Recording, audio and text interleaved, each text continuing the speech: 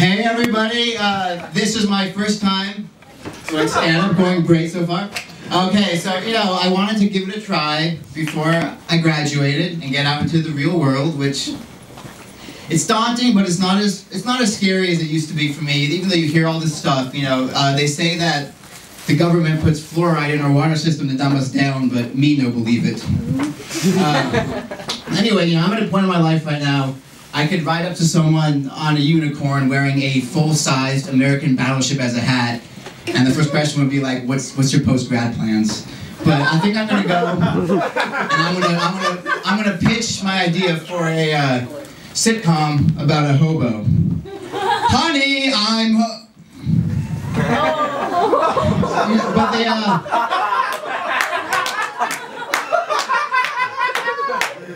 right now, this is considered the golden age of TV, and there are a lot of great shows on right now. And I've been using it as a motivator to go to the gym. So I get on, the elliptical, I get my iPod, and I stream Netflix. And I hear they have these machines where the exercise actually powers the machine. So if you stop pedaling, the screen turns off. I think they should take it one step further, where if you slow down, the quality of the writing goes down. So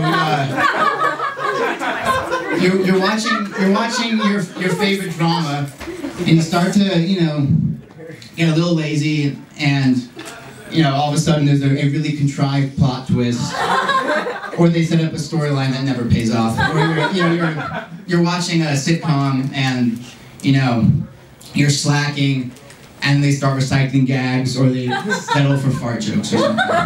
But anyway, I like to imagine there's a guy out there who has absolutely zero grasp of any storytelling conventions. So every single film he sees, he's completely shocked. For example, he's watching and Gandalf says, "Frodo, you must take the ring to Mordor." And this person's just like, "Nah, he's got his life in the Shire. He seems fine. I'll probably just, give it to someone more qualified. We'll just hang around for the trilogy, doing his laundry." Wait, he's gonna do it? Are you kidding me? He's not equipped for this. What the hell?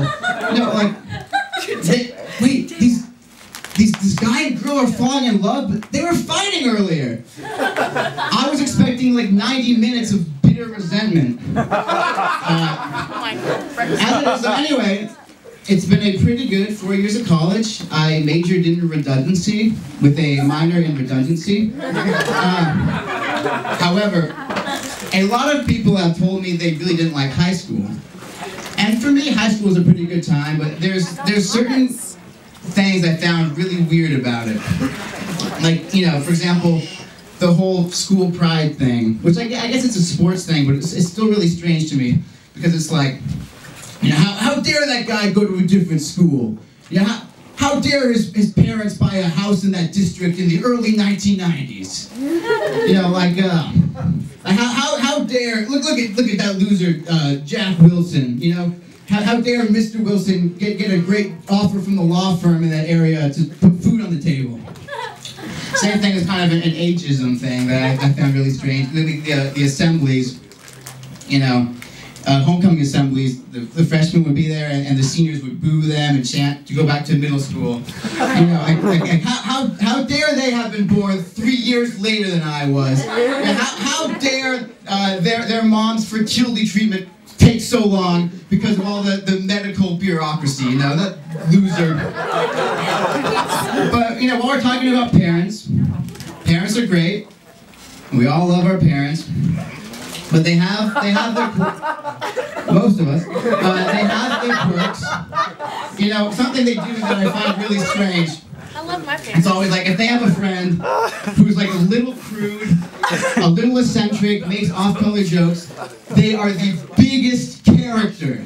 It's like, Roger, he sends the craziest postcards every year. He took a picture of his dog with sunglasses. Those are for people. He is the biggest character in the world. There are people throughout history who have kept their urine in mason jars. There are people who have made lampshades out of exhumed corpse flesh. But if someone tells tells you they spent the afternoon playing chess with Jesus and Socrates and Snoop Dogg, just remember the Carol's parody of that Rod Stewart song for Lisa's 50th. Yeah, she changed "If You Like My Body" to "If You Like Pilates." What planet is she from? And,